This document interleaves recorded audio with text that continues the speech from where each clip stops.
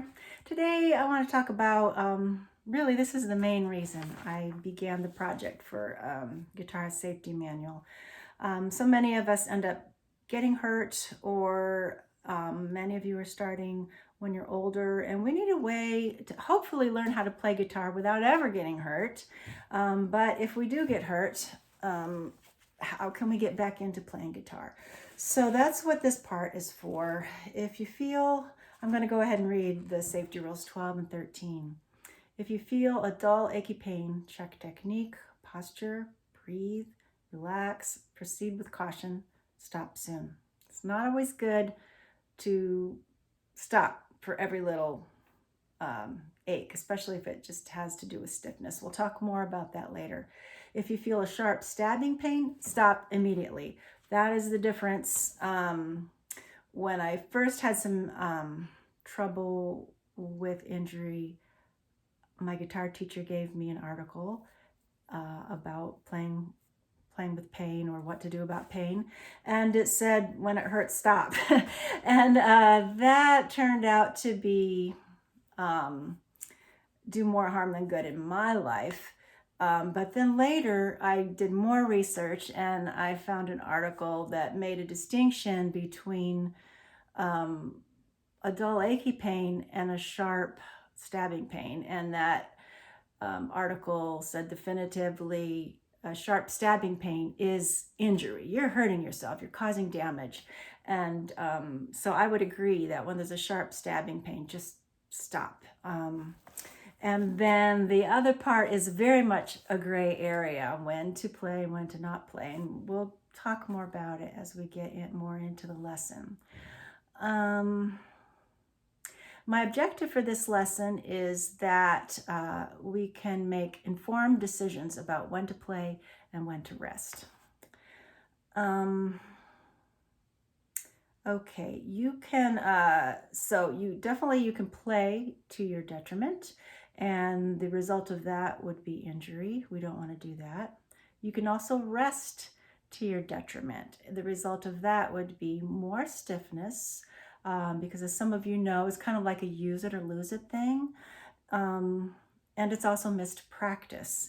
And in some cases, when it's just some minor, maybe that's a good word, minor inflammation rather than a serious injury, we can keep playing and things will gradually loosen up. They may hurt at first, but they will gradually loosen up.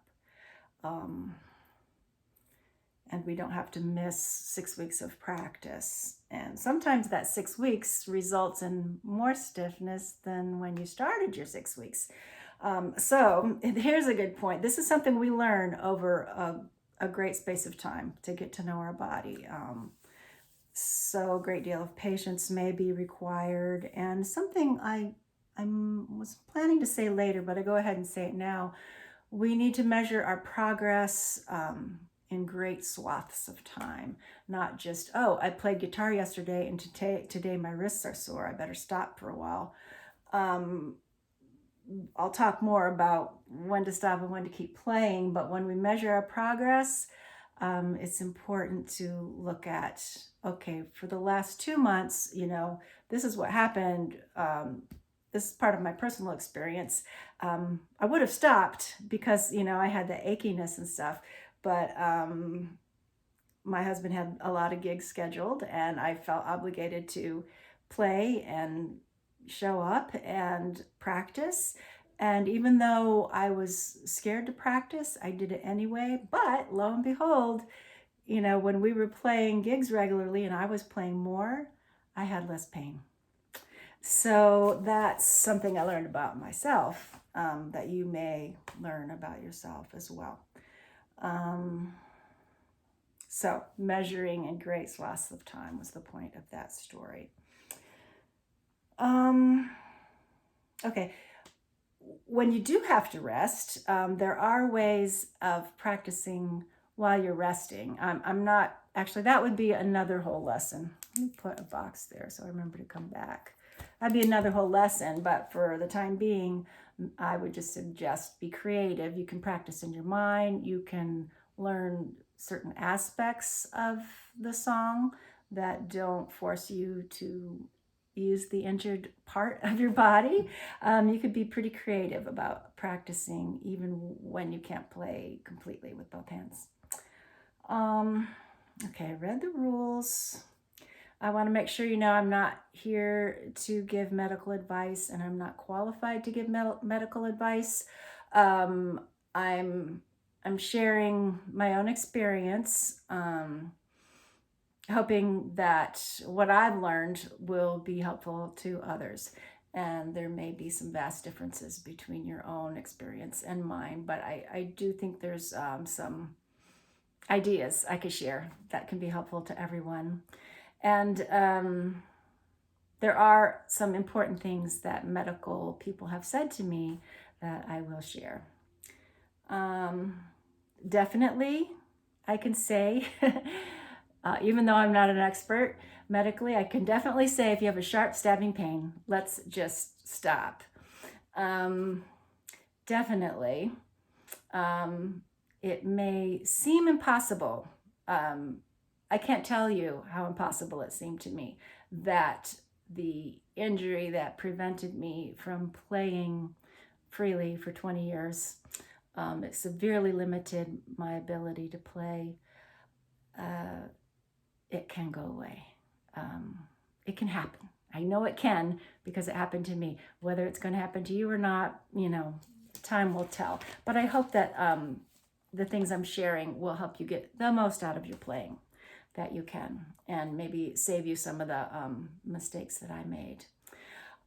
I also want to point out that it's important to maintain sovereignty over our own decisions, not always, I'm trying to say this in a very safe and polite way.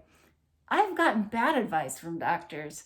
I mean, it actually might have been good advice for a different person, but because I am who I am and I live in this body, I knew that, well, I didn't know until I tried it, but here's an example.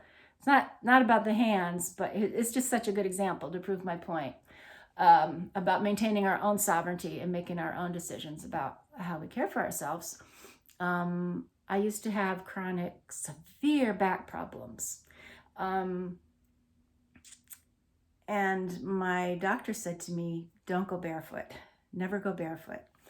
And then I read a book that was written by a doctor, and he actually advised going barefoot and talked about how we have muscles in our feet. Actually read a couple books about this. We have muscles in our feet that were designed to support our body. So just letting our foot go smush, the arch is very strong if we know how to use it. And I tried learning how to use my feet to support myself, and that was one factor in my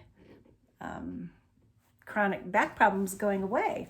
And I go barefoot all the time now, and I used to not be able to live without a certain pair of shoes. Actually, I'll tell you what they were: Danskos and what's the other one? Chacos. Of course, not for everyone, but anyway, if you're at the point where you need shoes to help your back. Anyway, I digress. But maintaining sovereignty is my point. Sometimes we just have a hunch or an inkling, and sometimes the advice we're given well, I said it. I don't want to say it too many times. We just have to be careful. And okay, so let me say the next thing. You can get bad at medical advice. I already said it. Okay, I already gave that example. Okay, here's the best advice I got from, it was a physical therapist. And for years, like how this has to do with what I was talking about. If we have, it may not even technically be an injury. Maybe we have a little stiffness because of age, or we have arthritis. But there's some kinds of stiffness and pain that the more you use it, it gradually loosens up for you. And I already told you a bit about my own experience. So I told you that. Um, I would have rested, but I was sort of forced into practicing more regularly, and it loosened up. It was less painful. And so I became skeptical when people told me, oh, I can't play guitar anymore, I have arthritis. And I realized I'm speaking to a broad audience, and there's all different stages and forms of arthritis. But one friend of me told me he had arthritis and he couldn't play anymore. And I just had a gut feeling that if he would play, it would loosen up. But I didn't feel comfortable telling him that. I didn't feel like I wasn't confident in telling him that. But he just, for some reason, started playing anyway. And he told me again several months later, I just wanted to play, so I just played anyway.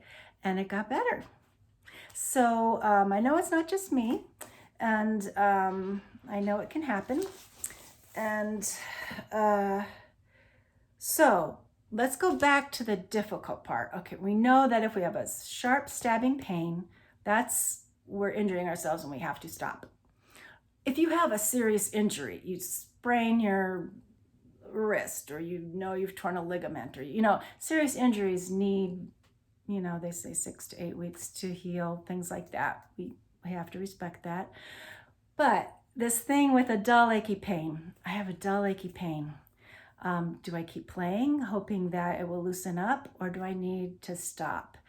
And that's why I recommend, with a dull achy pain, just stop and check everything you can do to hopefully cause less injury and less strain. You watch your technique, your posture, you breathe, helps you relax, and proceed with caution. And then just don't keep going for an hour or two. Just stop soon. And this is what my physical therapist told me. I've had physical therapists that did not help me, but this one helped me a lot. And it's like, how do I know, these exercises hurt? How do you know how much to let it hurt? And he said this. He said, we go to the door of the house of pain and we knock on the door, but we don't go in. And I just love things like that. It's still not a definitive answer, but you can decide, this hurts a little bit, or have I gone in the door? Is it too much? I love that. We go to the door of the house of pain and we knock on the door. So means, we push a little farther, but we don't go in. And that has helped me a lot. And I think we just find our spot and we understand from our experience, did that make me worse? Was it too much? Or was I okay? Let's see. Remember to judge progress by large swaths of time, especially with this stiff, achy kind of thing. I want you to know that diet and exercise can make a huge difference when it comes to inflammation. I think I've told you before, there was a time when, just maybe 7 years ago or so, I felt like every morning I just woke up feeling stiff and achy. Forgive me, I don't mean to be disrespectful to anyone, but about myself, I would say it makes me feel like an old woman. But it's been years. There have been changes. I don't want to give diet advice. I just want to say that it can make a huge difference. Diet and exercise, and maybe supplements. For me, I eventually stopped the supplements, and it's just about diet, but no more waking up achy and stiff in the morning. And my hands and fingers are looser too. So I think that's about it. Ice is helpful, but that's totally different than what we're talking about. Ice is what you use when it's too late and you've already hurt yourself. So maybe we'll talk about ice another time. Go to the door of the house of pain, knock on the door, but don't go in.